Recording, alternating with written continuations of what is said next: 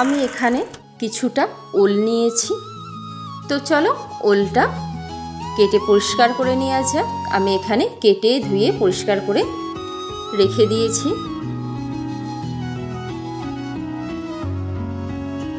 আমি এখানে এই রকম সাইজই করে রেখেছি।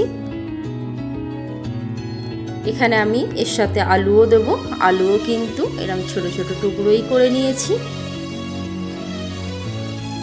তো দেখো এদিকে কড়াইয়ের মধ্যে আমি তেল দিয়ে দিলাম। তেলটা গরম হতে দেব। তেল গরম হয়ে গেছে। এখানে আমি ইলিশ মাছের মাথাগুলো সব দিয়ে দিলাম। আমি এখানে 5টা ইলিশ মাছের মাথা নিয়েছি। অন্যদিকে চলো মশলাটা রেডি করা যাক। তো চলো কি কি মশলা আছে। এখানে আমি কাঁচা লঙ্কা, গোটা শুকনো লঙ্কা, কিছুটা পরিমাণ আদা আর অল্প একটু কালো সর্ষে দিয়ে দিলাম। আর অল্প একটু গোটা জিরে দিয়ে দেব। এরপর আমি কিছুটা জল অ্যাড করব। এদিকে দেখো এক সাইড কিন্তু মাছের মাথাগুলো ভাজা হয়ে গেছে। অন্য সাইডটা উল্টে দিলাম।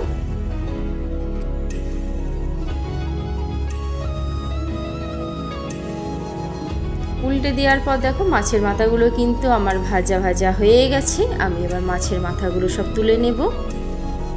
মাছের মাথা আমার সব তোলা হয়ে গেছে। এবার আমি এই তেলের মধ্যে কালো জিরে ফোড়ন দিয়ে দিলাম। কালো জিরে ফোড়ন দেওয়ার পর এখানে আমি আলু আর ওলটা দিয়ে দিলাম। দিয়ে একটু নাড়াচাড়া করে নেব। নাড়াচাড়া করে নেওয়ার পর আমি এখানে কিছুটা পরিমাণ লবণ দিলাম আর একটু হলুদ গুঁড়ো দিয়ে আবারও ভালো করে একটু নাড়াচাড়া করে নেব।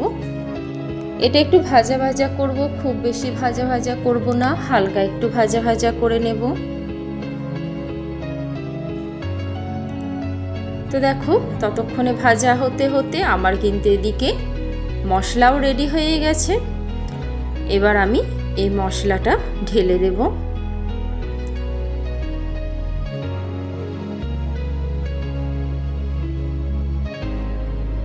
আর একটু নাড়াচাড়া করে নেওয়ার পর এবার আমি মশলাটা ঢেলে দিচ্ছি। আবারও দিয়ে নাড়াচাড়া করে নেব।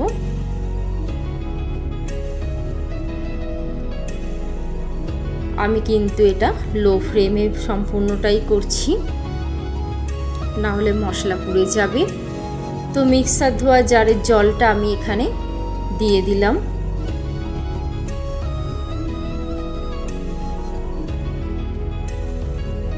দিয়ে আবারও একটু ভালো করে নাড়াচাড়া করে নিতে হবে।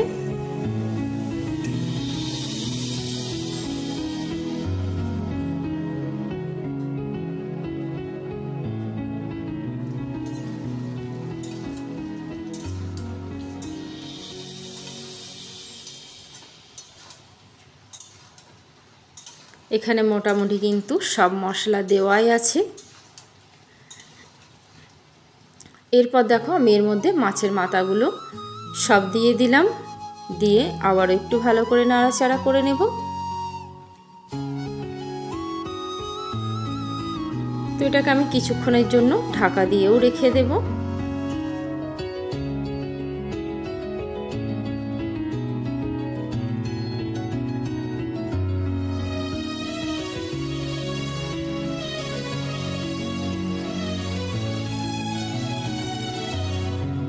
এবার দেখো ঢাকা দেওয়ার পর কিছুটা পরিমাণ আমি এখানে জল অ্যাড করে দিলাম। আমি যেহেতু সমস্ত কিছু মশলা দিয়ে পেস্টটা রেডি করেছি, এর মধ্যে কিন্তু আমি এর আগেও প্রথমে ভাজার সময়তে কিন্তু বেশি করে লবণ আর হলুদ গুঁড়ো দিয়েছি। আমি কিন্তু এর মধ্যে আর কোনো মশলা, নুন, হলুদ কিচ্ছু কিন্তু আর অ্যাড এক্সট্রা করে করলাম না। তো দেখো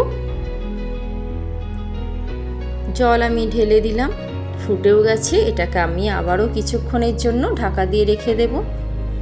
তো তো তোমরা এটা বাড়িতে অবশ্যই ট্রাই করে দেখো যে কত সুন্দর লাগে। যারা কিন্তু এইভাবে ওল দিয়ে, আলু দিয়ে বা শুধু ওল রান্না করে, খেতে কিন্তু দারুণ হয়।